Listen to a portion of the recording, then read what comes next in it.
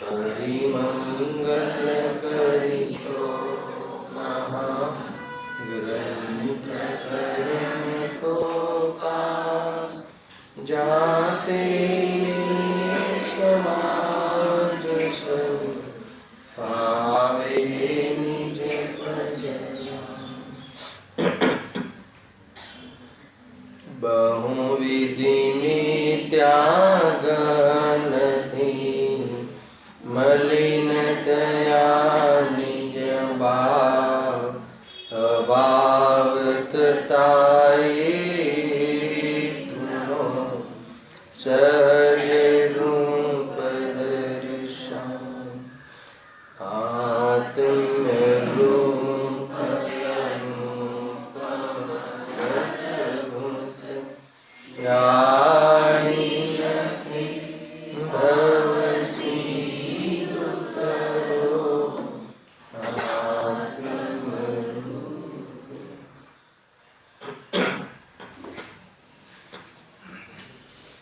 आज श्री मोक्ष मार्ग प्रकाशित ग्रंथ से पांचमा अधिकार पर स्वाध्याय चाली रहे से अन्य मत निराकरण पेज नंबर 150 છે.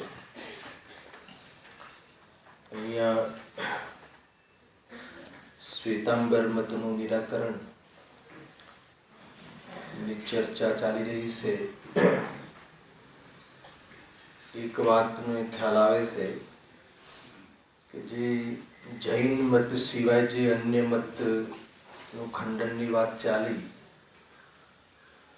એ તો ગ્રહિત મિથ્યાત્વમાં ગ્રહિત છે જ, ગ્રહિત મિથ્યાત્વમાં ગ્રસિત છે જ, પરંતુ જૈન મતમાં આવી અને સાચા મતની વિરુદ્ધમાં પોતાના કોઈ મનની વિકૃતિના માધ્યમથી વિકૃતિને પોષવા અર્થે વિતરાગ માર્ગને અન્ય માર્ગ રીતે નિરૂપણ કરવું એ તો ઘણો મોટો દોષ છે, બહુ મોટો અપરાધ છે કે જૈન શાસનમાં જન્મીને પછી એના વિરુદ્ધમાં કોઈ અન્ય મતની જેમ એના તત્વોનું અન્ય મતની જેમ નિરૂપણ કરવું, દેવશાસ્ત્ર ગુરુનું અન્ય દેવોની જેમ નિરૂપણ કરવું એ મોટો અપરાધ છે. આમાં જેમ કે અત્યારે કળશ ટીકા સાંભળી ગુરુદેવના માધ્યમથી પૂછેલું સાધ્ય સાધક દ્વાર સ્યાદવાદ અધિકાર, બહુ અદભુત અધિકાર છે. સ્યાદવાદની શુદ્ધિના અર્થે હવે કળશ લખી છે. બહુ ચર્ચા ચાલી ને ભાઈ. એમાં અંતિમ વાત કહી કે આત્મા આવો વિતરાગી છે એવી વાત બીજી ક્યાંય ના હોય. જે તીર્થંકર પરમાત્મા ત્રણ લોકના નાથ વિતરાગી દેવ જે માર્ગ બતાવે છે, સ્વયં એ માર્ગ પર ચાલ્યા છે, સ્વયં એ માર્ગ પર ચાલીને મોક્ષની પ્રાપ્તિ કરી છે એવા માર્ગને બતાવે છે. ગજબનો મહિમા કરે છે ગુરુશ્રી. ગઈકાલે બી એક વાત કરી હતી એમને કે આવો માર્ગ મળવા છતાં આજે આખું જીવન રાગ દ્વેષમાં ગાળે છે. એને પુણ્ય પાપ શુભ અશુભ ભાવ એનાથી કાર્યની સિદ્ધિ નહીં થાય, એનાથી પ્રયોજનની સિદ્ધિ નહીં થાય. એટલે કે એનાથી જે સુખનું પ્રયોજન છે એની સિદ્ધિ રાગ દ્વેષ કરતા કરતા નહીં થાય. શુદ્ધ ભાવ રાગ દ્વેષ રૂપી ભાવનો અભાવ કરી શુદ્ધ ભાવ પ્રગટ કરવું જોઈએ એવી પૂરા સ્યાદવાદ અધિકારની પ્રેરણા છે. સાધન અને સાધ્યનો પરિચય કરાવે છે. સાધન અને સાધ્ય બંને એક જ પર્યાયમાં છે એમ હવે નક્કી કરાવે છે. બેદર છે. એટલી સાવધાની રાખીને આજનું પ્રવચન હતું કે સાધન તો પર્યાય છે અને શુદ્ધાત્માની વાત નહીં કરી. ત્યાં સાધન કોને કહે? નિશ્ચય રત્ન તરે નિશ્ચય મોક્ષ માર્ગ સાધન છે, ઉપાય છે અને મોક્ષ સાધ્ય છે. ઉપાય અને ઉપેય તત્વની સંધિ કરાય હે ને, કેમ કે ત્યાં વ્યવહાર મોક્ષ માર્ગ જે છે, વ્યવહાર રત્નત્રય વચમાં આવે પણ એ કોઈ સાધન વાદન નથી. મૂળ વાત તો એમને એ બતાવી કે શુદ્ધાત્માને ગૌણ કર્યો એમ નથી. નિશ્ચય રત્નત્રયનો અર્થ જ એ છે કે શુદ્ધાત્માનો આશ્રય હે ને, ભગવાન આત્માનો આશ્રય, એકત્વ બુદ્ધિ, સ્વભાવમાં હમ બુદ્ધિ, એ વિતરાગી સમ્યક દર્શન છે. સ્વપરના ભેદ વિજ્ઞાન રૂપ પરિણમોને વિતરાગી સમ્યક જ્ઞાન છે અને સ્વરૂપની સ્થિરતા એ વિતરાગ ચારિત્ર્ય છે. એવા રત્નત્રય મોક્ષ માર્ગ સાધન છે. માર્ગમાં પ્રવર્તન કરે તો મોક્ષમાં પહોંચે. એટલે ત્યાં એ માર્ગ અને માર્ગનું સાધન એ બધી વાત ચર્ચા અદભુત ચાલી રહી છે. અહીંયા મને એટલે આ વાત કહેવાની ભાવ આવ્યો કે જે આ માર્ગ મળ્યો છે, જે આ ધર્મ મળ્યો છે, એનો મહિમા હોવો જોઈએ. દીકરા દીકરીઓ અનંતવાર મળ્યા છે, પિતા અનંતવાર થયો છે, એને બહારમાં સૃષ્ટિ અનંતવાર થયું છે. આ ધન જે મિથ્યાત્વની સહિત જેટલું કમાઈ શકાય એટલું અનંતવાર કમાયો છે. સાથે કદાચિત કોઈ પુણ્યના ઉદયમાં માર્ગ મળ્યો પણ હોય પરંતુ માર્ગમાં પરિવર્તન કર્યું નથી. આ વાત સમજવા જેવું છે. જે આપણે જ્યાં આપણી શ્રદ્ધા, જ્ઞાન, ચારિત્રનું સમર્પણ લૌકિક ક્ષેત્રે લોકમાં કરી નાખીએ છીએ તો કે એવું તો અનંતવાર બન્યું છે. કોઈ પહેલી વાર દીકરો દીકરી મળી છે એમ થોડી છે ભૂલભાઈ. એને તો શું એની સાથે એની જવાબદારી જતાવી, નિભાવવી. એમાં માર્ગના ભોગે, સાચા માર્ગના ભોગે આ કાર્ય સાધવા ઠીક નથી. ખ્યાલ આત્મહિતને સાઈડમાં રાખીને, આત્મહિતને બાજુમાં રાખીને લૌકિક કાર્ય એને શ્રીમદજી કહે છે કે લોક સંજ્ઞાએ એને લોક સંજ્ઞાએ કોઈ સીધી રસ્તાને પ્રાપ્ત થવાતું નથી. એ વાત ધ્યાનમાં રાખવા જેવી છે. શ્વેતાંબર મતનું નિરાકરણનું આપણે જ્યારે ચર્ચા કરી રહ્યા છીએ તો આપણને વિતરાગ માર્ગ, દિગંબર જૈન વસ્તુનો માર્ગ, વસ્તુનું સાચું સ્વરૂપનું મહિમા અંદર વધવું જોઈએ.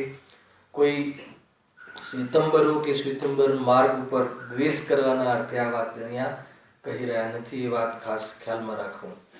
હવે એમાં પેજ નંબર 149 પર એક ટોપિક હતો, શ્વેતાંબર કથિત દેવગુરુ ધર્મનું અન્યથા સ્વરૂપ. એમાં ગઈકાલે 3 પેરેગ્રાફની ચર્ચા થઈ ગઈ છે. તો મૂળ આધાર શ્વેતાંબર મતમાં દેવશાસ્ત્ર ગુરુ સંબંધી જે વિપરીતતા ચાલે છે એમાં કયા આધાર ઉપર ચર્ચા કરી છે? આહાર, નિહાર અને ઉપદેશ. એ 3 બિંદુ મુખ્ય કરીને કેટલાય પોઈન્ટ છે પણ આ 3 પોઈન્ટને મુખ્ય કરીને પંડિતજી અહીંયા એ જે શ્વેતાંબર ધર્મમાં દેવનું જે સ્વરૂપ આદિ જે છે એમાં કેવી વિપરીતતા છે એની ચર્ચા કરી. એમાં આહારના આધાર ઉપર કે એમને કવલા આહાર માને છે. કોઈને ખ્યાલ હોય, કોઈનો અભ્યાસ હોય તો પ્રવચન સારની 19-20 ગાથા, મહેન્દ્રભાઈ અભ્યાસ હશે તમારે, 19-20 ગાથામાં આચાર્ય જયસિંહ દેવની ટીકા વાંચજો. આજે જઈને રવિવાર છે એમાં એમને જે કવલા આહારની જે નિષેધના જે 17-18 પોઈન્ટ લખ્યા છે, એવી રીતે કવલા આહારનો જે નિષેધ કર્યો છે કેવલીને, કે જે શ્વેતાંબર મત કવલા આહારનો સદભાવ કહે છે પરંતુ બહુ જૂઠી વાત છે. આટલી કોઈ મહાપુરુષને આવી પ્રવૃત્તિ ન હોય, આહાર આદિના આવા પરિણામ ન હોય એવી ત્યાં વિશેષ આ જેટલી બી ચર્ચા છે એ આ તો ઘણી ઓછી છે. ત્યાં વિશેષ ઓર બી ચર્ચાઓ કરી છે. સ્વયં જાતે એનો અભ્યાસ કરી લેવો જોઈએ. તમે કહેશો કે લઈ આવો 19મી ગાથા ચલાવો, હવે જાતે કરવું જોઈએ ને. અહીંયા અંતમાં એક વાત કરી હતી જે કે ભાઈ અહીંયા મોક્ષશાસ્ત્રમાં જે સૂત્ર છે, સૂત્રનો આધાર લઈને છલ ગ્રહણ કરે છે કે મોક્ષશાસ્ત્રમાં કહ્યું છે ને તત્વાર સૂત્રમાં કે ક્ષુધાદિ 11 પરિચય કેવલીને જિનેન્દ્ર ભગવાનને હોય છે. તો એના આધાર ઉપર એ ચર્ચા અહીંયા કરે છે.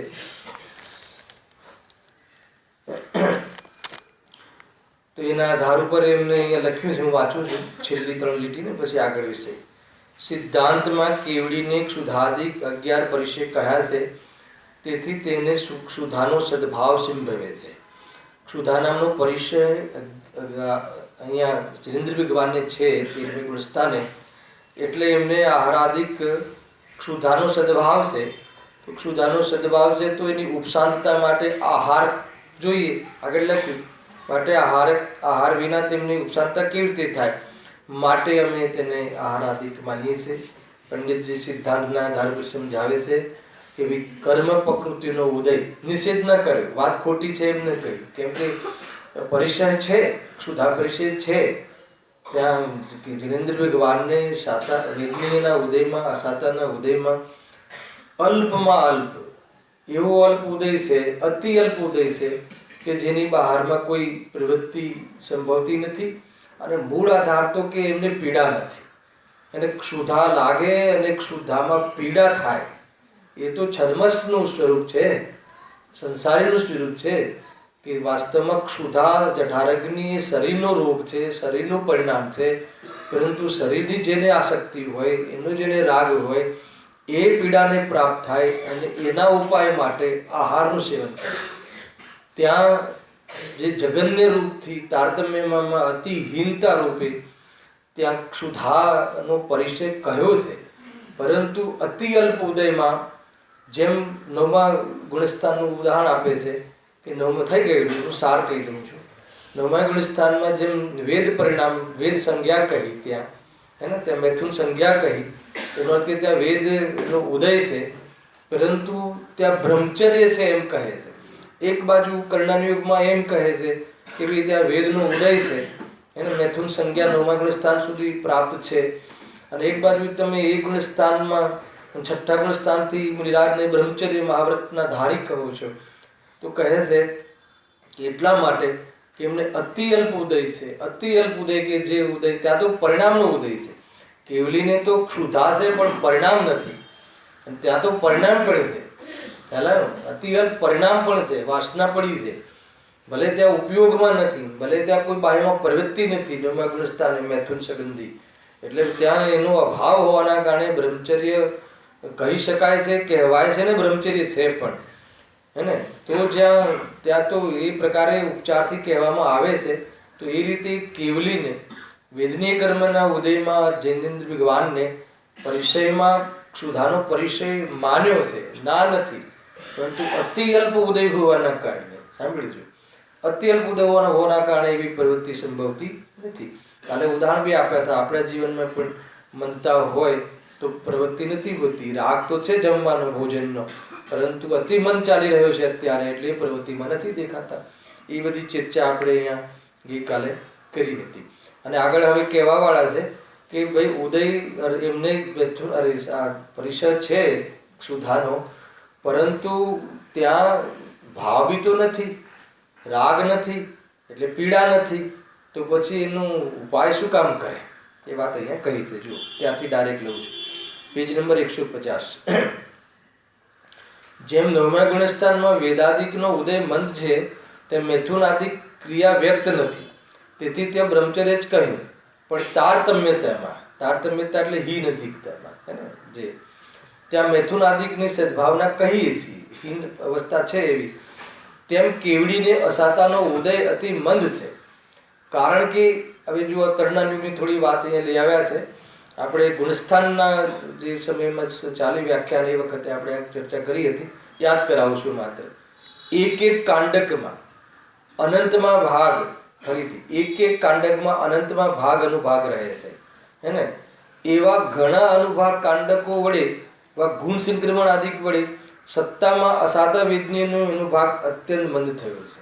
યાદ આવે છે બધું? 8મા અપૂર્વકરણથી લીધું હતું. શ્રેણી જ્યારે માંડે છે ત્યારે ત્યાં લીધું હતું ને કે જે અનુભાગ ઘાતક કાંડ, પછી સ્થિતિ ઘાતક કાંડ, સ્થિતિ બંધાવ શરણ, બધી બહુ બધી ચર્ચા લીધી હતી. ગુણ સંક્રમણ, તો એવી બધી ત્યાં શ્રેણીઓમાંથી જ ચાલે છે કે સત્તાઓમાં જ ઉથલ પાછળ થઈ જાય છે. જેમ જેમ એમ મુનિરાજનું વિતરાગ ભાવ, સ્વરૂપની એકાગ્રતા વધે છે, ત્યારે એવી પ્રકારની નિજરા થાય છે. અનુભાગ જે પાપના જે ઉદય હોય છે, પાપના કર્મો છે, સત્તામાં જ અનુભાગ, જે અનુભાગ એટલે ફલદાન શક્તિ. તો એમાં જે કાંડક અનુભાગ ઘાતક કાંડક તો એટલી હીન થતો જાય છે, સ્થિતિ પણ ઘટતી જાય છે. બંધ ચાલુ છે ત્યાં તો, આ તો કેવલીની વાત છે, અહીંયા તો બંધ પણ નથી. ત્યાં તો બંધ ચાલુ છે શુદ્ધોપયોગના કાળમાં, પણ સ્થિતિ અલ્પ પડે છે, અનુભાગ ઘણો પડે છે પુણ્ય પ્રકૃતિની, અને પાપ પ્રકૃતિ જે સત્તામાં પડી છે એની સ્થિતિ અનુભાગ બંને ઘટે છે. તો એવી પોઝિશન ત્યાં થાય છે.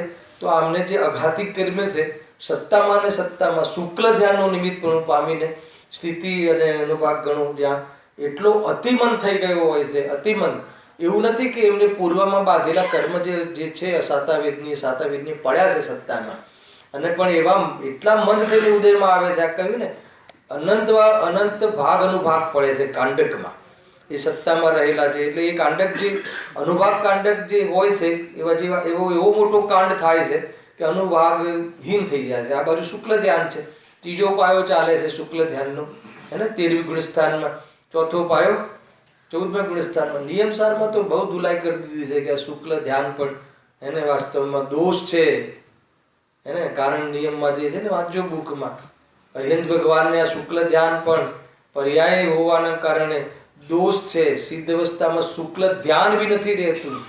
ધ્યાનની પર્યાય ધ્યેયની સામે, ત્રિકાલ ધ્યેયની સામે એને દ્રષ્ટિનો નિષેધ કરવા માટે એ કહે છે કે એ વાસ્તવમાં એનું સ્વરૂપ નથી શુદ્ધાત્માનું ધ્યાન અને ધ્યેયમાં. કારણ નિયમ જે બુક છે ને એમાં બહુ સુંદર ચર્ચા કરી છે. ખેર અહીંયા એ ખોલવો નથી વિષય, બહુ સૂક્ષ્મ વિષય છે. ત્યાં જે એટલી સુંદર ચર્ચા કરી છે કે જે જ્ઞાનીને જે સૂક્ષ્મ જે શુદ્ધિ, જે આંશિક શુદ્ધિ પ્રગટ થાય છે તો એ જે અને કેવલીને પૂર્ણાંશ પ્રગટ થાય છે, પરંતુ જ્ઞાનીને એ આંશિક શુદ્ધિ અને પૂર્ણ અંશનો ભેદ નથી હોતો. અને ત્રિકાલની તો વાત હજી ખોલી જ નથી ત્યાં, અને એમને મને આંશિક શુદ્ધિ છે પ્રભુ આપને પૂર્ણાંશ પ્રગટ થયું છે. અરે આંશિક શુદ્ધિ જે હોય એ આ શુદ્ધિ બી આંશિક છે, પણ આંશિક શુદ્ધિમાં પણ જે અંશમાં જે મજા છે, માનો કે તમારે ખીરની એક વાડકી, ઉદાહરણ આપ્યું છે, ખીરની એક વાડકી ભરેલી છે, હવે એમાંથી 1 ચમચી તમે જે લો છો ખીર, તો મોઢામાં એનું સેવન કર્યો છો, તો એ જેટલું લીધું એમાં તમને વાડકી દેખાય છે કે એમાં પૂરેપૂરો સ્વાદ લઈ રહ્યા છો? પહેલાં તો કે આંશિક શુદ્ધિ અને પૂર્ણ અંશ એવો ભેદ એમને ખ્યાલમાં નથી હોતો, ઉપયોગમાં લેતા નથી અને અનુભૂતિમાં રહે છે. બાકી જ્ઞાન બધું છે, કેટલી અપૂર્ણતા છે ને કેટલી શુદ્ધતા છે ને ત્રિકાલમાં શું છે, એવું નથી કે એમને ખ્યાલ વિવેક નથી, પરંતુ અનુભૂતિમાં એવો ભેદ પડતો નથી. ભેદ પડે તો અનુભૂતિ ખંડિત થઈ જાય. શું ગજબની વાત કરી મહેન્દ્રભાઈ, વાંચજો, તમારો તો અભ્યાસ છે નિયમસારનો. જો અહીંયા કહે છે કે કેવલીને જે એક કાંડકમાં હર સમય એવા અંદરમાં કાંડક જે ઘાત થાય છે, કાંડક ઘાત, હે ને, બહુ જ મોટા પાયે મોટી ક્વોન્ટિટીમાં કાંડક ઘાત થાય છે. સત્તામાં ઉદયની વાત નથી, સત્તામાં ને સત્તામાં ફેરફાર થઈ જાય છે. અસાતાનો ભલે ઘણું બંધ કર્યો હોય પણ એટલો હીન થઈ જાય છે અનુભાગ, અને સ્થિતિ અલ્પ સ્થિતિ અને અલ્પ અનુભાગ, અને પરિણામ મોહ તો છે નહીં, તો ઉદય શું બગાડી લેવાનું છે? પહેલાં ઉદય હોય પરંતુ ભાવ ના હોય, તો એમાં કોઈ પીડા ના થતી હોય, તો બહારમાં એમાં પ્રવર્તવાની પ્રવૃત્તિ જોવામાં આવતી નથી. આ સીધા ન્યાયો છે બધા, ખ્યાલ જો. કારણ કે એક કાંડકમાં ફરીથી તેમ કેવડીની અસાતાનો ઉદય અતિમંદ છે. કેમ અતિમંદ કેમ કહો છો? બાંધેલું છે તો ઉદયમાં આવશે ને, પણ પુરુષાર્થ ચાલુ છે ને શુક્લ ધ્યાનનો, તો એમાં કેવું થાય છે જુઓ. કારણ કે એક કાંડકમાં અનંતમાં અનુભાગ રહે છે. એવા ઘણા અનુભાગ કાંડકો વડે વા ગુણ સંક્રમણ આદિ વડે સંક્રમણ બી બહુ ચાલતું હોય છે ત્યાં, અને જેમાં સંક્રમણ થવાની યોગ્યતા ના હોય જે કર્મમાં, એનો અનુભાગહીન થઈ જાય છે, હે ને. મોટાભાગે જેમ કે અસાતાનું સાતામાં જે સંક્રમણ થવા લાયક હોય તો થતું જ હોય છે, અને જે ન થવા લાયક હોય એનું શું થઈ જાય છે? અનુભાગ બહુ ડાઉન થઈ જાય છે. ફળદાન શક્તિ, અનુભાગ એટલે ફળદાન શક્તિ એવી ડાઉન થઈ જાય છે, અને એ રીતે ઉદયમાં આવે છે કે એમાં કોઈ પ્રતિક્રિયાની વ્યક્તતા થતી જ નથી. અને આગળ જઈને એમને 2 લીટી પછી તરત કહેશે કે એ તો છે જ કર્મોની થિયરી, અને પરિણામની ઓરથી દેખીએ તો કેવલીને પાછો મોહ પણ નથી, એટલે એવી પીડા પણ નથી. તો પછી એમને આહાર લેવાની પ્રવૃત્તિ બહારમાં દેખાય એવી કોઈ એ પરિસર હોવા છતાં પણ ઠરતી નથી, એ વાત સિદ્ધ થતી નથી. એટલે તમારી જે આધાર લીધો હતો એને કેવલીને પણ આહાર આના કારણે હોય છે, પરિચયના કારણે એ માન્યતા ઉચિત નથી. કેટલી જોરદાર વાત છે જો. હા હા હા અપકર્ષણ ઉત્કર્ષણ સંક્રમણ બંધ જે બધી જે છે ને ઉદય ઉપશાંત એ બધા 10 કરણ છે. કર્મોનું પરિણમન થાય છે. આ રીતે જીવોના ભાવોનું નિમિત્તપણું પામીને માની લો કે તમે કોઈ રાતના પીરિયડમાં થઈ ગયેલું છે ફરીથી કે ભાઈ માની લો કે તમે કોઈ અત્યારે દાન આપી દીધું 1 કરોડ રૂપિયાનું, એકદમ આવેશમાં આવીને એકદમ ભાવ આવી ગયો કે ભાઈ દાન આપી દીધું, બરાબર. એટલે પુણ્ય તો એ વખતે તો બંધાઈ જ ગયું હે ને. હવે 2, 5, 10 વર્ષ પછી કોઈ પડતી આવે છે અને તમારા ભાવ બગડે છે અને કે આ એ વખતે ધમાલ ના કરી હોત, આટલો આવેગ ના આવી ગયો હોત, તો હવે તમારા પરિણામ એને લઈને બગડતા જાય છે. તો તમારું એ જે પુણ્ય છે ને એને એ ધીરે ધીરે હીન થઈને પાપમાં પણ થઈ જાય છે, સંક્રમિત થઈ જાય છે. એને અપકર્ષણ એટલે ઘટવું, ઉત્કર્ષણ એટલે વધવું, પાપ પુણ્ય બંનેમાં આવવું છે. કોઈ પાપ કરી લીધું હોય, બહુ જો ખોટા ભાવ કરી લીધા હોય અને બહુ પ્રાયશ્ચિત થતું હોય તો એનું સંક્રમણ પુણ્યમાં થઈ જાય છે. એટલે ગજબ છે આ પાપ પુણ્યમાં. જે રીતે બાંધ્યું હોય એ રીતે ઉદયમાં આવવું એવો નિયમ નથી. બાંધ્યું હોય પાપ પણ ઉદયમાં આવે પુણ્ય થઈને. જીવના હાથમાં છે, પરિણામોમાં તાકાત છે. એને પરિણામ કર્મથી બંધાયેલા નથી, કર્મ પરિણામથી બંધાયેલા છે. એટલે એનો અર્થ કે બાજી આપણા હાથમાં છે. કોઈ ખોટા ભાવ થઈ ગયા હોય પણ વર્તમાન પરિણામમાં એ જાગૃત થઈ જાય તો આગળના પરિણામોમાં સંક્રમણ આદિ થઈ જાય છે. નિધક્તિ, નિકાચી આદિ કર્મોમાં કોઈમાં આકર્ષણ આદિ થતું નથી. કહ્યું તો ઉદયમાં આવે છે. જેમ કે ચક્રવર્તી પદનો બંધ થયો હોય, એ ચીકણા કર્મ એવો શુભ ભાવ એનું સંક્રમણ ન થાય હે ને. એવી રીતે પાપોમાં બી હોય છે. અમુક પ્રકારના જેવા પાપ પાકા કર્યા હોય તો એને પછી તમારે ઉદયમાં આવે જ. પણ ભોગવવું ના ભોગવવું, પ્રકૃતિ અને પ્રદેશ ઉદય થઈ શકે છે હે ને, અને સ્થિતિનો પણ ઉદય થઈ શકે છે. પણ અનુભાગમાં તમારા હાથમાં છે. સ્વરૂપમાં ચાલ્યા જાઓ, બહારમાં શરીરની તોડફોડ થશે. તમે વિચાર તો કરો, ભાવલિંગી સંત 3 ચોકડી કસાયના ભાવની વ્યક્ત વિતરાગતા એવા જીવોને બહારમાં ઉપસર્ગ આવે તો એ કર્મ કેવા ચીકણા બાંધ્યા હશે કે જે ફર્યા નહીં એને, જે શુભ અશુભના શુભ થયા નહીં, એનું સંક્રમણ ન થયું અને ઉદયમાં આવ્યા વગર રહ્યા નહીં. તો આવ્યા તો વિતરાગી હોવાના કારણે કર્મે શું બગાડી લીધું એ ઓરથી બી જોજો.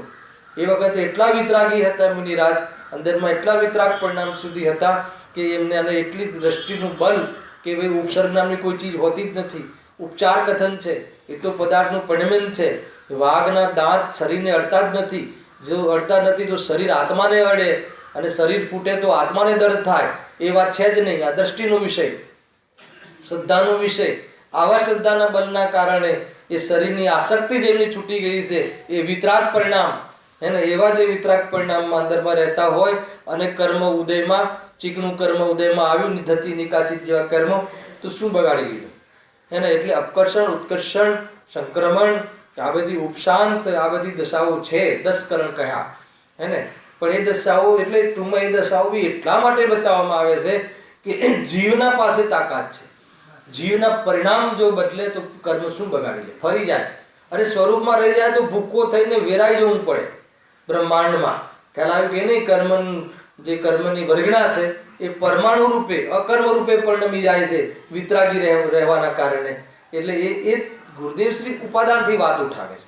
જ્ઞાન યોગમાં જે કહ્યું એ પ્રમાણે બતાવવામાં આવે છે, પણ પછી એમાંથી શું ગ્રહણ કરવું તો કે ઉપાદાનની દ્રષ્ટિ કરે. એ રીતે છે. ગજબ છે ભાઈ. બહુ કરનાર યોગમાંથી બી અધ્યાત્મ પરક કરનાર યોગનું ચિંતન એ તમને બલ આપે છે.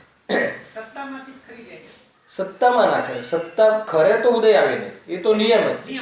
સત્તામાં બદલાય, સત્તામાં બદલાય પછી એક સ્તિંબુક સંક્રમણ છે કે ઉદાવલીમાં આવી જાય.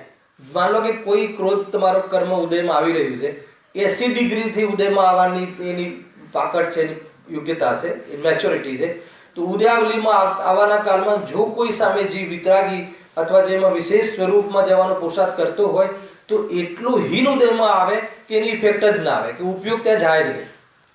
એવું બધું થઈ શકે. પણ ઉદય તો કયા મુખથી ઉદયમાં આવવું? કર્મ ઉદયમાં આવીને જ ખરે. અને ઉદયને જ ખરું કહે હે ને. પરંતુ નિદ્રા ત્યારે નામ પામે કે નવ બંધ ના થાય. હે ને? આપણે બી તો જેટલા 1000 વર્ષ 2000 વર્ષ 100 વર્ષ જે બંધ કર્યો સ્થિતિનો, એ પ્રમાણે કર્મના નિષેકો એક ખરીને તો પૂરું થતું જ હોય છે. તો નિજરા તો આપણે નિજરા છે, પણ આપણે કઈ નિજરા છે? અકામ નિજરા છે. અને સકામ નિજરા જ્ઞાનીને બંને હોય છે, એ બી હોય છે. અને સકામ એટલે પુરુષાર્થ એ વખતે હોય છે, એટલે નવો બંધ થતો નથી. એટલા માટે એને નિજરા તત્વ પ્રગટ કરી લીધું છે. નિજરા ધર્મ છે, સંવરપૂર્વક નિજરા છે. ખ્યાલમાં આવ્યું કે નહીં? એવી બધી બાબતો છે. આ બધી ચર્ચાઓ આપણે ખૂબ કરી. હવે યાદ નથી, રાતના ક્લાસો વાળા તો હોવું જોઈએ યાદ. એને મહેન્દ્રભાઈ તો ખાલી ઇશારો કર્યો ખોલવા માટે, અભ્યાસુ જે છે. વાત એટલી છે કે આ બધી વાતો પણ છે. કન્યાની યોગને પણ જેટલું અધ્યાત્મ પર ચિંતન છે એટલું આપણું હોવું જોઈએ, ખ્યાલમાં હોવું જોઈએ. બહુ તમને આનંદ આવશે, બળ આવશે. તમને આમ દબી નહીં જાય ચેતના. તમારાથી કોઈ ખોટી કોઈ કાર્ય પૂર્વમાં થઈ ગયું હોય ભૂતકાળમાં એવું કે જે નિંદનીય હોય, તો આમ એક દબી નહીં જાય. ખરે મેં તો એવા કામ કર્યા છે કે હું તો હવે ઉઠી જ નહીં શકીશ, હું તો નરકનો જ સ્વામી છું. તો કે નહીં, ભલે નરકમાં જવું પડે, બંધ થઈ ગયો હોય તો, અને બંધ ના થયો હોય તો નહીં જવું પડે, સમ્યક દર્શન કરી લઈશ તો. અને જવું પડે તો એ ચિંતા નથી. સમ્યક દ્રષ્ટિને પૂર્વમાં બંધ થઈ ગયો હોય, એ વખતે બંધ પડી ગયો આયુનો, નરકાયુનો, તો જવાનું આવ્યું, એક ભવાવી જાય તો એને આત્મદર્શન હશે તો ત્યાં પીડા નહીં થાય. આત્મા વિતરાગી હશે, વિતરાગ સમ્યક દર્શન પ્રગટ હશે તો અનંતાનુબંધી લાયકની એ લાયકાતની પીડા નહીં થાય. સમજમાં આવે છે કે નહીં?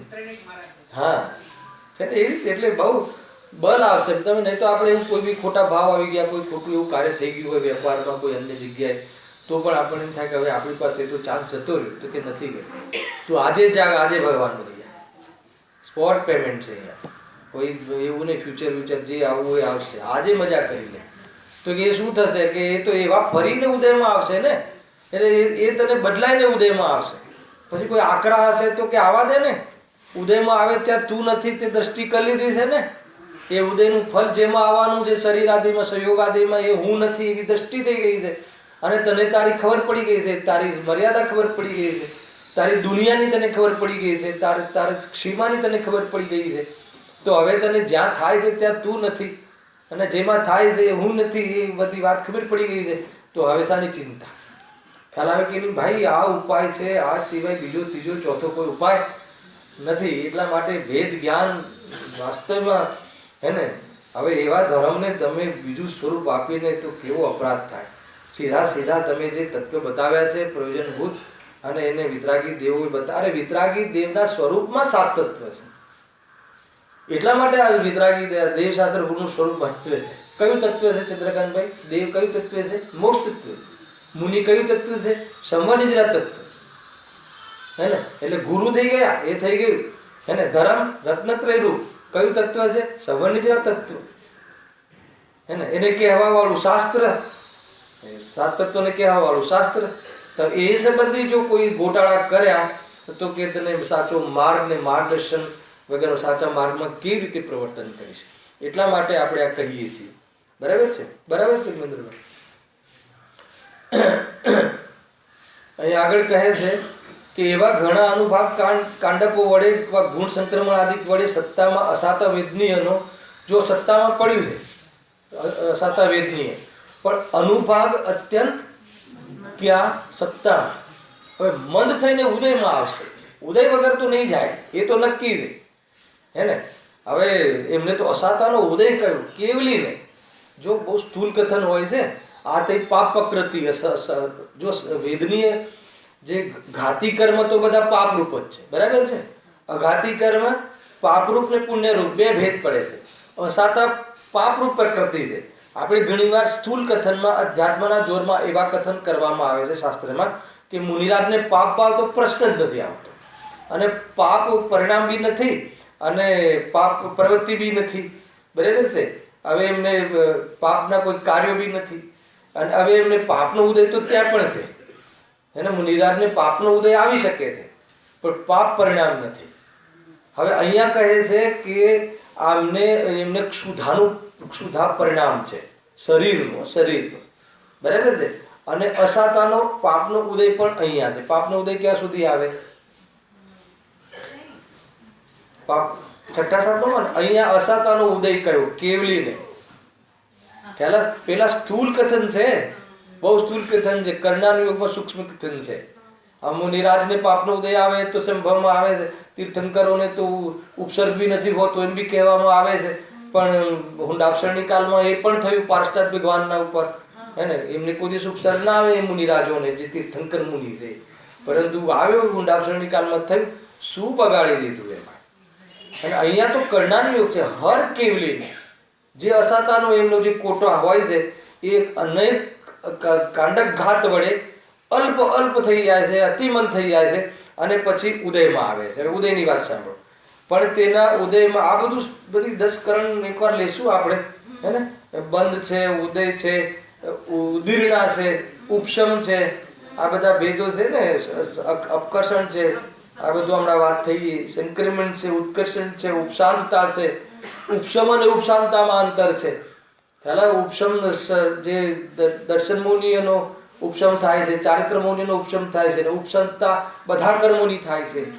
તો ઉપશાંત અલગ છે, ઉપશમ અલગ છે. બધા કેટલીય મેટરો છે ભાઈ. એને હું તમને થોડુંક એટલા માટે કહું છું કે તમે શનિવાર માટે જલ્દી તૈયાર થઈ જાઓ. ખ્યાલ આવે કે નહીં? આ બધી ચીજો પીરિયડોમાં ક્લાસોમાં સંભવ છે એટલા માટે. પણ તેના ઉદયમાં એવી ક્ષુધા વ્યક્ત થતી નથી. કેવી? એવી ક્ષુધા વ્યક્ત થતી નથી કે જેથી શરીર ક્ષીણ થાય. અને શરીર ક્ષીણ થાય અને પીડા થાય એવું પણ નથી થતું. આગળ લખ્યું, અને તે શરીરને ક્ષીણ કરે. તથા આ બીજો પોષણ, તથા મોહના અભાવથી ક્ષુધાજનિક દુઃખ પણ નથી. જો શરીર બી ક્ષીણ થતું નથી અને ક્ષુધાનું દુઃખ પણ નથી, તો પછી આહારની પ્રવૃત્તિ ક્યાંથી બને? વાત તો એ છે ને, કવલા આહારની. તેથી કેવડીને ક્ષુધાદિનો અભાવ કહીએ છીએ. પરિચયમાં જે છે કર્ણના યોગના આધાર ઉપર, પણ એનું કોઈ પ્રવૃત્તિ નથી. પ્રવૃત્તિ કેમ નથી? અતિમંદ ઉદય છે એટલે એવી વ્યક્તતા નથી કે બહારમાં પ્રવૃત્તિ થાય. એક બીજું શું નથી? એવી અતિમંદના કારણે શરીરને ક્ષીણ કરવાની ક્ષમતા નથી. શરીર ક્ષીણ થતું નથી. સમજો, આ બધું ખાવા પીવાથી શરીર મસ્ત જ થતું. કર્મોનો રોલ છે, હમણાં આવશે. ધીરજ રાખશો તો આવી જશે આજે. ખ્યાલ આવે કે નહીં? બરાબર છે. અને બીજો મેઇન વજનવાળો પોઈન્ટ શું કહ્યો? કે ભલે એને ત્યાં છે ક્ષુધાનો જે અંશ, પરંતુ મોહ નથી. મોહ નથી એટલે શરીરની આસક્તિ જ નથી. તો પછી એને ભોજનનો ભાવ જ નથી. તો પછી ભોજનની પ્રવૃત્તિ ક્યાંથી થઈ? ખ્યાલ આવે? ગજબની વસ્તુ છે. જો ભાવ ના હોય ને પ્રવૃત્તિ હોય એવું તો બને નહીં. ભાવ હોય અને પ્રવૃત્તિ ના હોય એવું તો બને. શું કહ્યું? હમણાં ભોજનનો ભાવ આવી જાય, હે ને, અત્યારે હાલ આવી જાય, તો ભોજનની પ્રવૃત્તિ અહીંયા ડબ્બો ખોલીને કરે કોઈ? હે ને? ના કરે. તો પ્રવૃત્તિ તો દબાવી દે, ન કરે, ન પ્રવર્તન કરે. પરંતુ ભાવ છે, ભાવ ના હોય તો પ્રવૃત્તિ 3 કાળમાં. પછી ભલે એના કર્મો થોડા બાકી ઉદયમાં આવીને પરિસ્થિતિઓ બનાયા કરે, ગમે એટલી પરિસ્થિતિઓ બનાયા કરે, પણ તાકાત નથી એ જીવને અંદરમાં ઇન્વોલ્વ કરવામાં, જોડવામાં. ઉપયોગ સ્વરૂપમાં એવો જોડાઈ ગયો છે પરિપૂર્ણ રૂપથી કે એને કોઈ બહારની પરિસ્થિતિ સાથે નથી એકમાં, તો જે પરિણતિ સન્મુખ જરા. ખ્યાલ આવ્યો કે નહીં? એ રીતે છે. ગજબ છે. હા, બહુ ઉદય કર્મોની કહાની છે, પરિણામ જીવની ઓળખી છે. ખ્યાલ આવે ને? આ વાત ખાસ ધ્યાનમાં રાખવી. અને રાગનો ઉદય અને રાગ ભાવ જ્યારે શબ્દ આવે ત્યારે જીવનું સમજવું, અને રાગનો ઉદય આવે એ સમજવું ત્યારે કર્મનું હિસ્ટ્રી સમજવી. અને એ બંને વચ્ચે કયો સંબંધ છે ને ક્યાં સુધી છે ને, એ ઉદય હોય તો એ સ્વરૂપમાં ડૂબેલા જીવો એમાં ન જોડાય એવી આગળના કેટેગરીઝ આવતી હોય છે, હે ને. જોડાય એવી કેટેગરી બી હોય છે. જ્ઞાની હોય તો એ જોડાય એવી કેટેગરી હોય છે. પણ જ્ઞાનીના એ લેવલ આવી જાય, એ કેટેગરીમાં આવી જાય કે ન જોડાય એવી બી કેટેગરી આવે છે. આપણે લેશું આ વખતે આવવાવાળું છે ને આપણું મંદિરનું, ત્યારે ન જોડાય એવી આવે છે. ક્ષીણમોહ જીન ને, જીતમોહ જીન ને, જીતેન્દ્રિય જીન ને. તૈયારી રાખજો, વાંચીને આવજો. 31, 32, 33 3 ગાથાઓ, હે ને. બહુ હૃદયથી વિસ્તારથી લેશું આપણે 2 ટાઈમ, હે ને. આજો તથા મોહના ભાવથી ક્ષુધાજનિક દુઃખ પણ નથી. તેથી કેવડીને ક્ષુધાદિકનો ભાવ કહીએ છીએ, તથા તારતમ્યમાં તેનો સદભાવ કહીએ છીએ. જુઓ, સિદ્ધાંતનું ખંડન નહીં. અમે સદભાવ જે રીતે માનીએ છીએ અને જે રીતે અભાવ જે રીતે માનીએ છીએ. અમે એવો આગ્રહ બી નથી રાખતા ના જ છે.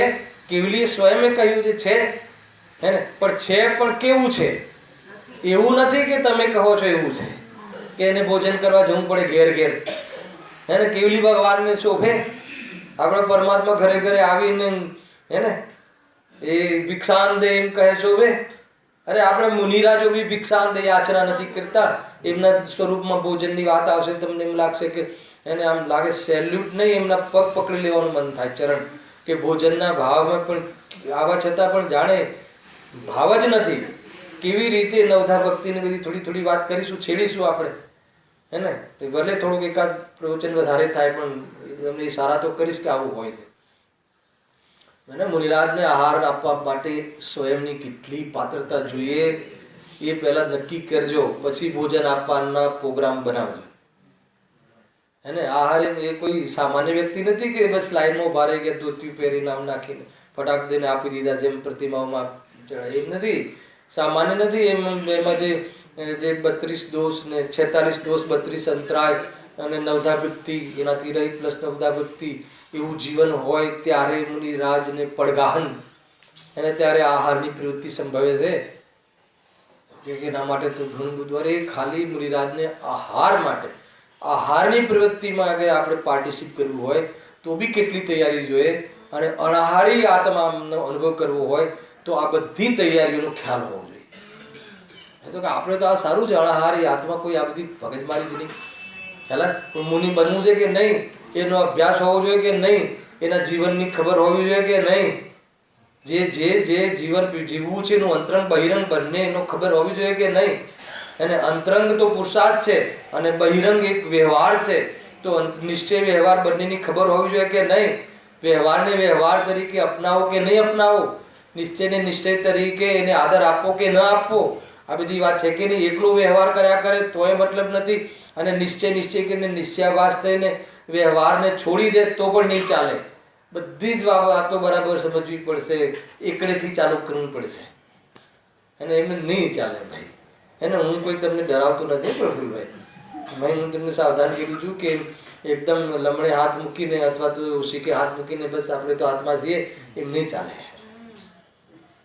હલાવે કે નહીં, એ નહીં ચાલે.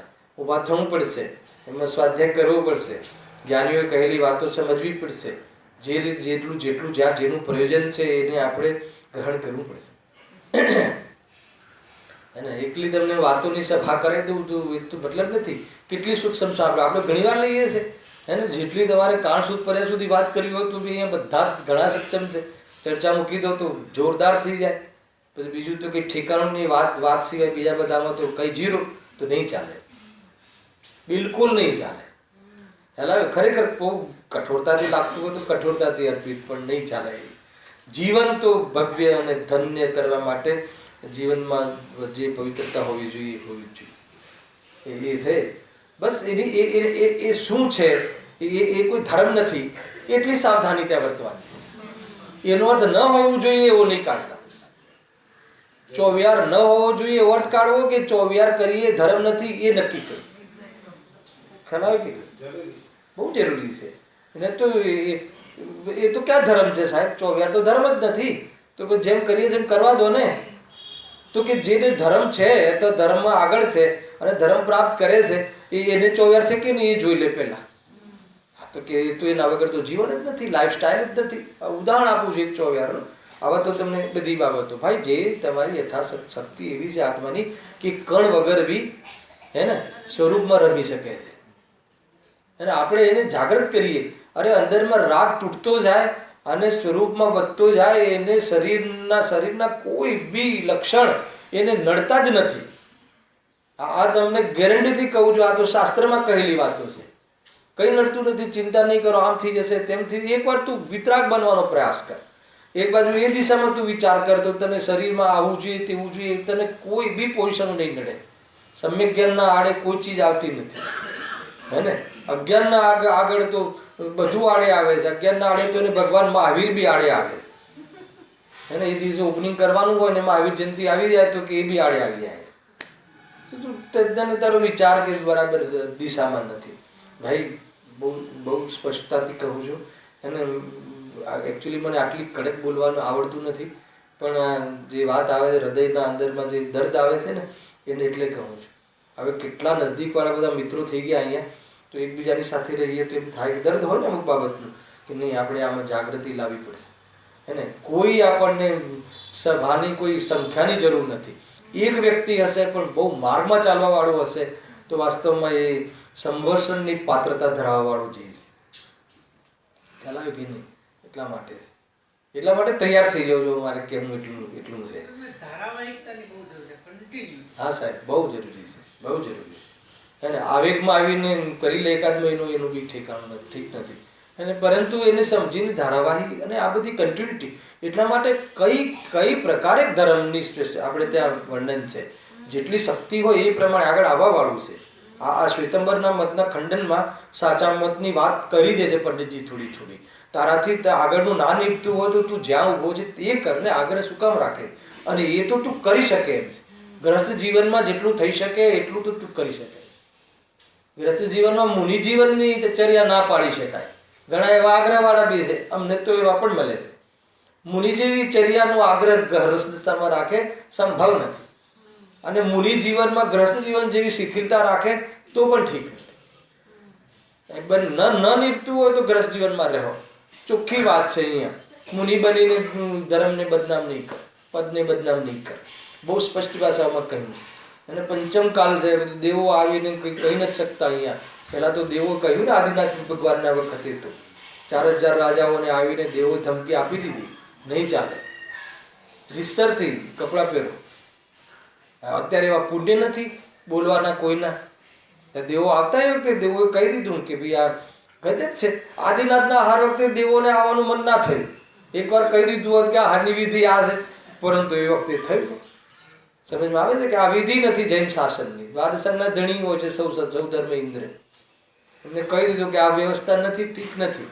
યા તો તમે બરાબર પાલન કરો, યા પછી ગ્રસ્ત બનીને ગ્રસ્ત ધર્મને અપનાવો. એટલે બહુ બધી બાબતો છે ભાઈ. એટલે એવું તે આપણે ત્યાં કોઈ જબરજસ્તીનો માર્ગ નથી.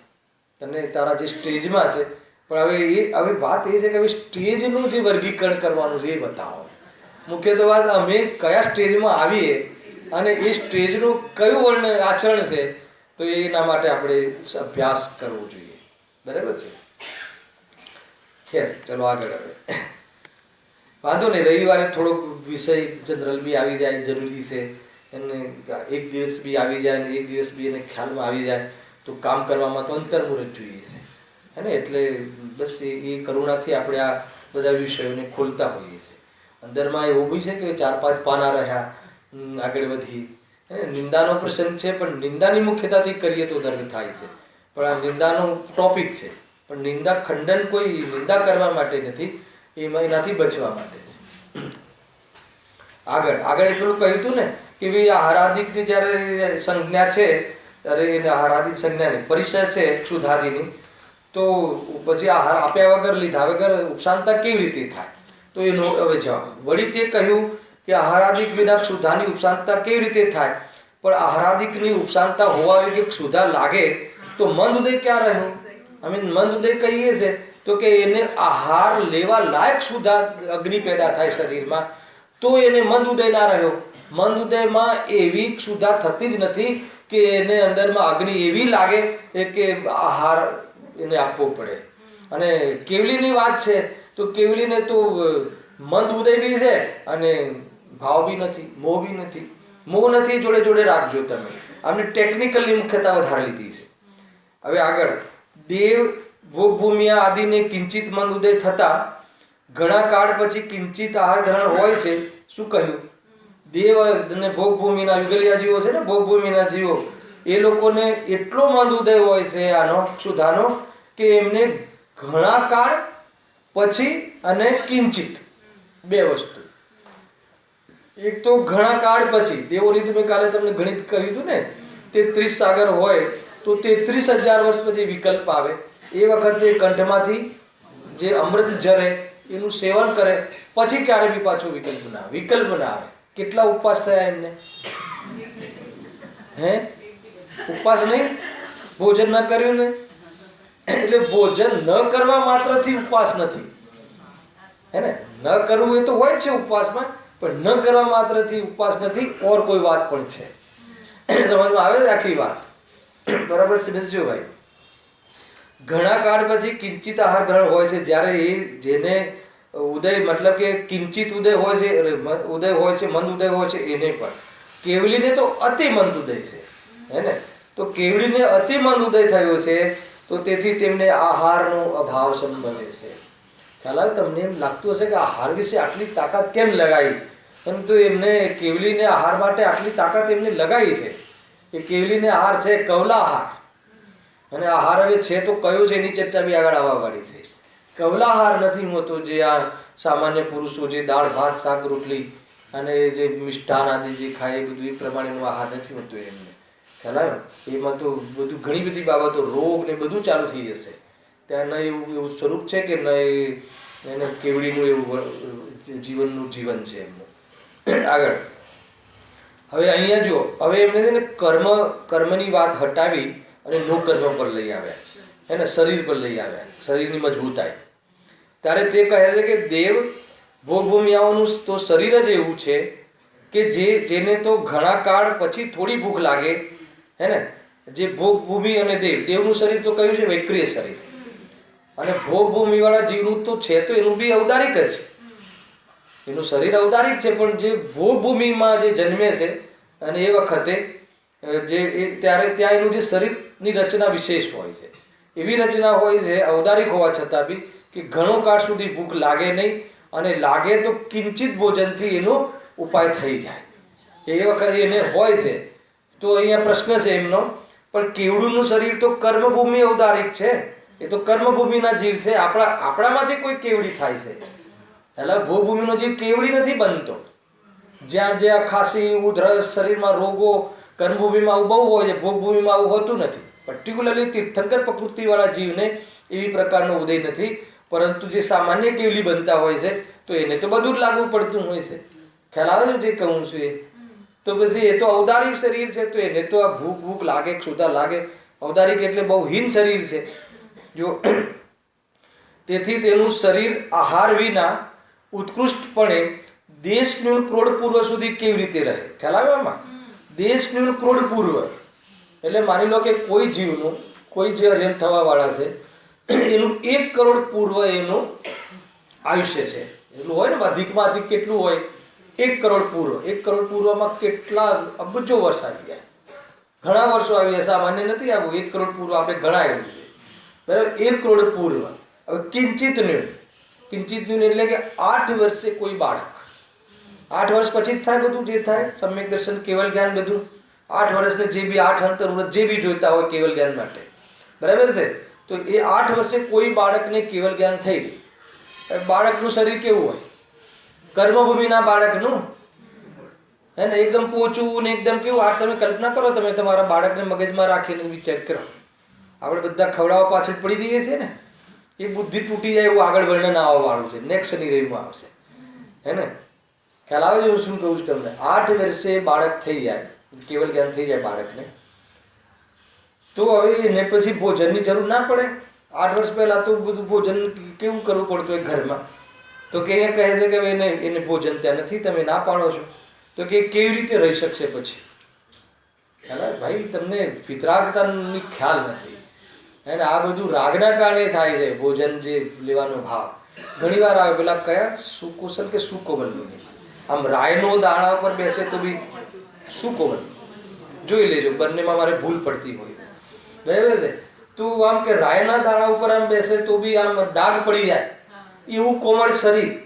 તો એની માતા કહે છે ને કે બેટા તું મુનિદશાની જીદ કરે છે, તો તું કેવી રીતે મુનિદશાને નિભાવીશ? ખ્યાલ? અને હતું ને પેલી આગાહી કે જ્યાં જોશે એના પિતા મુનિ થયેલા છે તો તરત દીક્ષા લઈ લેશે.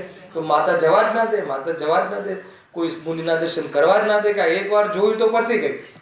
હવે ક્યાંથી જોઈ લે છે? બગીચામાંથી દૂર જ્યાં બિરાજમાન હોય છે ત્યાંથી નજર પડી જાય છે, બસ મન પલટાઈ જાય છે. આટલું કોમલ શરીર. આપણને એમ લાગે, આપણને કદાચ આપણને એમ લાગતું છે આપણે કેવી રીતે વગર ચપ્પલે શિખરજી જઈએ ત્યારે કેવી રીતે જંગલમાં રહીશું, કેવી રીતે કરીશું, ક્યારેક ભય લાગતો હોય તો આ ઉદાહરણ લેવા જેવું છે. તો એ જીવ રસ્સી પકડીને આમ છોલાઈ જાય છે, લોહી થઈ જાય છે એટલા કોમલ, નીચે ઉતરી જાય અને દીક્ષા લઈ લે છે. તો સહનન તરફ જોયું એમને કાંઈ ન જોયું. વિતરાગ થઈ રહ્યા પછી એને કોઈ જાતની ચિંતા રહેતી નથી. ખ્યાલ આવે છે? બહુ જોરદાર છે. એ તો આપણને બીજી સાઈડ ખ્યાલ નથી ને, એટલે કેવી રીતે થશે, કેવી રીતે થશે? અરે તું એટલા માટે તો પહેલા સમ્યક દર્શન કીધું. કેવી રીતે થશે? તું જેની વાત કરે છે તું નથી, પહેલા એ નક્કી કરી લે. અને એમાં જે ટુકડા થશે તારા નથી એ તું નક્કી કરી લે. નક્કીની પ્રતીતિ હોય છે, અને એ પ્રતીતિના બલ ઉપર, એટલે સમ્યક દર્શન મુખ્ય કહ્યું, એ પ્રતીતિના બલ પર જે વિતરાગ થાય છે. હાલ ખાલી આવેગમાં કે વેગમાં આવીને જતો રહે તો પાછો આવે, કાં તો પછી ત્યાં કાંઈ ના કાંઈ નવા સંપ્રદાયો ખડા કરી દે કે આટલું તો ચાલે, આટલું તો ચાલે, પંચમકારમાં થોડી છૂટ હોય તો ચાલે, કમસે કમ નિર્જન તો રહીએ છીએ ને, એક સાઈડ તો અમારી પ્યોર છે ને. શું કહે છે તને ખબર નથી. અને નગ્ન તો પશુ પણ રહે છે, એમ અષ્ટપાવડમાં આચાર્ય કુંકુમદેવી કહ્યું. આપણાથી તો કેવી રીતે બોલાય? હે ને? નગ્ન તો કહે છે કે ભોગની પ્રવૃત્તિમાં બી વ્યક્તિ નગ્ન થાય છે. બોલ, તો નગ્ન થવું કઈ મોટી વાત છે? એ રીતે કહે છે. એકલી નિર્ગ્રંથતા, એકલી નગ્નતા, એકલું વસ્ત્ર છોડવું, આ લખ્યું અષ્ટપાવડમાં લખ્યું આચાર્ય કુંકુમદેવે.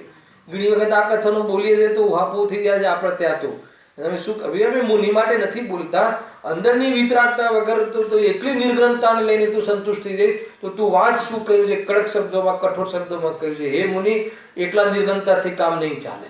નગ્ન થઈને હવે આવી ગયા છો સંઘમાં તો એનાથી કોઈ આત્માની સિદ્ધિ નહીં થાય.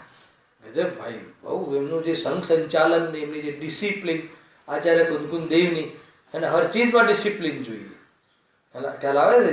જીવનની શૈલીમાં આપણા લેવલમાં બી ડિસિપ્લિન જોઈએ. કાંઈ પણ ના ચાલે. બહુ બધી વાત કહી રહ્યો છું તમને શોર્ટકટમાં, એટલે બહુ વિચાર કરજો ભાઈ, શાંતિથી. એને જો અહીંયા કહે છે કે પણ કેવડીનું શરીર તો કર્મભૂમિનું ઔદારિક છે, તેથી તેનું શરીર આહાર વિના ઉત્કૃષ્ટપણે દેશનું ક્રોડ પૂર્વ સુધી કેવી રીતે રહે? હવે આટલા અરબો વર્ષ એ બાળકનું શરીર અને એમાં કેવલ જ્ઞાન થઈ ગયું, હવે આહાર વિના કેવી રીતે ટકશે અને કેવી રીતે રહેશે? શું જવાબ આપે છે જુઓ, બહુ જબરજસ્ત. આ નો કર્મની ઓળથી, શ્વેતંબરોની ઓળથી એક સમસ્યા અહીંયા શંકા કરી. તેનું સમાધાન, દેવાદિકનું શરીર પણ એવું છે જે કર્મના જ નિમિત્તથી છે. શું કહ્યું? કે દેવાદિકનું જે તમે ભોગભૂમિયાનું જે શરીર કહો છો, જે એ રીતનું સહનશીલતા અને એ રીતનું જે ઘણા કાળ સુધી ભૂખ ન લાગે એવું બધું જે હોય છે, તો એ કોઈ એમની કોઈ પોતાની સ્ટ્રેન્થ નથી. એ સ્ટ્રેન્થ નહીં સમજવી આત્માની.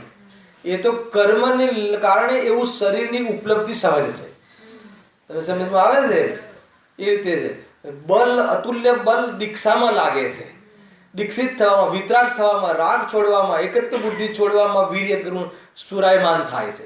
શરીરમાં આહાર ન આપવામાં કોઈ વીર્ય ગુણનું કાર્ય નથી. હા, આટલા દિવસ ભૂખ્યો રહ્યો, 1 મહિના ના ભોજન કર્યું, અરે એ તો તમે તો એ પોતે જ કહે છે એક ઉપવાસ પછી એને કે જો હું એક કોળિયો લઈ લઉં ને તો ભૂખ્યું નહીં રહેવાય. એટલા માટે કહેવાય આ પ્રકારનું જે વ્રત છે ને, એક ઉપવાસ પછી એક એકાસન પછી એક ઉપવાસ, એ મોટું વ્રત છે સળંગ ઉપવાસ કરતા. ખ્યાલ છે તમને? આ બધા વ્રતોની બી બહુ મોટી કહાની છે. સળંગ 10 ઉપવાસ જીવ કરી લે, પણ એકવાર એક ઉપવાસ કરીને જો થોડું ચાખી લે પછી બીજો ઉપવાસ કરવો ભારે પડી જાય. એને એવું મનોવિજ્ઞાન છે. એટલે ભાઈ એ કોઈ એમાં તાકાત નથી. એ તો બધું એકવાર સંસ્કાર શરીરનો પડી જાય, અને આ તો કેવલી છે, એટલા બધા પુણ્યનો ભંડાર છે ઉદયનો, કે એમનું શરીર સ્ફટિકવત થઈ જાય છે. ગુરુદેવસિંહના પ્રવચનમાં લખ્યું કે સ્ફટિક જેવું શરીર થઈ જાય છે, પરમ ઔદારિક શરીર થઈ જાય છે. અને કેવલી જો તીર્થંકર કેવલીનો જીવ હોય તો એને બચપનથી જ એને એ પ્રમાણેનું પરમ ઔદારિક શરીર, બેક્ટેરિયા લેસ, એકદમ નિર્દોષ નિર્મલ શરીર હોય. હા, આહાર તો હોય છે, નિહાર નથી હોતો. અને આહાર કેવલી બનતા નથી થતો. એને આગળ નિહારનું બી આવે છે. શૌચ ક્રિયા એને ના હોય, કેવલીને શૌચ ક્રિયા માની છે. ભગવાનમાં આવીને વર્ધમાન સ્વામીને ઝાડા થઈ ગયા એમ કહે છે. કેવી રીતે ક્યાં બેસે, શું બેસે? તમે એકવાર કલ્પના કરો, સંભવ છે આ બધું? ડૉક્ટર પાસે જાય, દવા લેવા જાય ને શૌચ ક્રિયા કરવા જાય, કોઈ દેવ આપણા હે ને, કોઈ સામાન્ય વ્યક્તિ જેવું એમનું જીવન હોય. બહુ બધા ગપ્પા છે એકદમ. આપણને મને વારંવાર લાગે કે ગુરુદેવસિંહ હજારો વાર કહે કલ્પિત છે, શાસ્ત્રો કલ્પિત છે, તો એમને તો કરોડો શ્લોકો વાંચ્યા છે. તો હર સમયે એવો પક્ષ આવ્યો હશે કે આ કલ્પિત છે, ત્યારે પલટો થયો હશે. આવે કોઈ વાત ને આપણે જલ્દી પલટો થઈ ગયો ચંદ્રકાંતભાઈ, તો હવે કામ કરો, વાત પલટવાની છે ને, જે રીતે થયું એ રીતે. ટૂંકમાં મારે એ કહેવું છે કે ભાઈ માંડ માંડ માંડ માંડ એને સાચા માર્ગમાં આપણે ટ્રાન્સફર થયા છીએ, જેને જ્યાં જે સંપ્રદાયથી જન્મ્યા, અને હવે કોઈ ફરીથી એનો કોઈ રસ આવી જાય કે કોઈ બહારમાં કોઈ મોટું સગું મળે છે તો એ તરફનું આપણે એને પરિણમી દઈએ, એ વાત બહુ ધ્યાનમાં. નહીં તો જીવ એનાથી જ તો ભાઈ માનશે. હવે પેલો ભાઈ હોય શ્વેતાંબરમાં મોટો, હવે દીકરી લેવી હોય કે આપવી હોય કે ભાઈ મોટા ભાઈને નિભાવવું હોય તો આપણે થોડુંક થોડુંક તો ઘરમાં રાખવું જોઈએ. એવું પછી તો કે તું નહીં કરતો, બધું ફિક્સ છે, જોડીઓ બનીને આવે છે, લોકોમાં કહે છે હે ને, લોકમાં કહે છે કે જોડી બનીને આવે છે, અને અહીંયા પણ કહે છે કે નિશ્ચિત છે, શોધીને કરે તો બી નિશ્ચિત છે, અને ટકે નહીં ટકે એ બધું નિશ્ચિત છે, અને ટકે તો એ દુઃખી શકે સુખી થશે એ બધું તારા ઉપર છે, પોતાના પર આધાર છે. તું કઈ વાતને લઈને તું આ ધર્મ છોડવા તૈયાર થાય? અને હું બહુ જ આગ્રહથી કહું છું કે માંડ માંડ આપણી આંખ ખુલી છે, સત્ય માર્ગ તરફ આવ્યા છીએ, તો હવે કોઈ બી પ્રલોભનથી કે બાહેમાં કોઈ બી લોભ વિશેષથી, લાલચ વિષયથી કોઈ આ માર્ગ છૂટી જાય એવી પ્રવૃત્તિ ક્યારેય નહીં કરતા. જાન જાવી હોય તો જાય, શરીર છૂટવું હોય તો છૂટે, અને કુટુંબ લૂંટાઈ જવું હોય તો લૂંટાઈ જાય, ભલું થયું ભાગી જંજાળ, એના કે નહીં. પરંતુ આ માર્ગ પરથી એક સમય માટે બી એને અવિશ્વાસ નહીં કરતા, નહીં તો અહિત થઈ જશે. બાકી બધું ચાલશે કે અમને તું લઈ લે, કે તું આવ, કે તારા જેટલા બી કાળ ભેરવ દેવું હોય કે લઈ જા, કે મને કોઈ ચિંતા નથી. મારો આત્મા તું લઈ શકતો નથી, મારો અનંત વૈભવને તું અડી શકતો નથી, આવી જા કે તું તારામાં. બસ કેટલી જોરદાર વાત. અને હું એટલા માટે આ કહું છું કે ક્યાંય ને ક્યાંય આપણી કચાશ રહેતી હોય, કારણ કે આપણું જોઈન્ટ ફેમિલી, સંયુક્ત ફેમિલીમાં બધા જ પ્રકારના જીવો છે, ક્યાંક કોઈ રાગ વિશેષ થઈ ગયો હોય દીકરા દીકરીઓ પ્રત્યે, અને એમાં આપણે નમી જઈએ, અને એમાં કોઈ આ માર્ગ છોડી દઈએ તો ખોટા માર્ગની અનુબોધના ભૂલથી એ ન થાય, એ વાતની બરાબર ધ્યાન રાખજો. બરાબર છે પ્રકાશભાઈ? એટલા માટે કહું છું મેં, એટલે આમાં થોડોક ટાઈમ લઈ રહ્યો છું આની ચર્ચામાં, કે કોઈ બની શકે કે ભાઈ ઠીક છે, એ રીતે નહીં કરતા. થોડુંક આમ એને થોડુંક સમજી લો કે કમજોર હોય તો બાહ્યમાં સામગ્રી કમ હોય, દરિદ્ર હોય તો ચલાવી લેજો, છોકરી આપજો ત્યાં આપણે એવા ફેમિલીમાં કે જે આ ધર્મને બિલોંગ કરે, હે ને, એ બહુ વાંધો નહીં આવે એમાં, હે ને. પરંતુ કોઈ કે નહીં એ તો બધા નથી બરાબર સામગ્રીમાં, ને ઓલા લોકોનું બહુ સારું છે ને આમ છે ને તેમ છે, તો ત્યાં તો બી એ તો તારાથી ક્યાં થાય? કમસે કમ તું તારા ભાવ તો ઠીક રાખ. બાકી એ તો એ નક્કી કરીને આવે છે ઉપરથી, અને સ્વયં અહીંયા બી એ જ નક્કી કરી લે. તારી જરૂર ક્યાં છે? ચિંતાનો વિષય નથી મારા કહેવાનો અર્થ. એવી ચિંતા નથી એ કે જેથી કોઈ મોટું નુકસાન થઈ જાય. કોઈ નુકસાન નથી આમાં, તો નુકસાન જ નુકસાન છે. જો આ માર્ગ છૂટ્યો તો નુકસાન, એના પછી બધું અંધારું છે.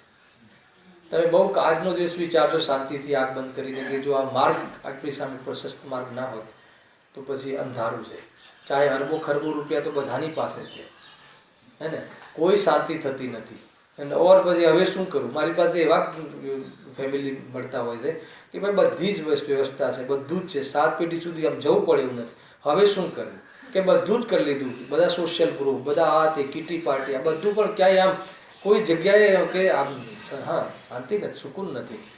તો કે આ માર્ગ છે, આ એક જ માર્ગ છે, એ પ્રમાણે નક્કી કરજો. બાકી નેક્સ્ટ સહેજાનંદ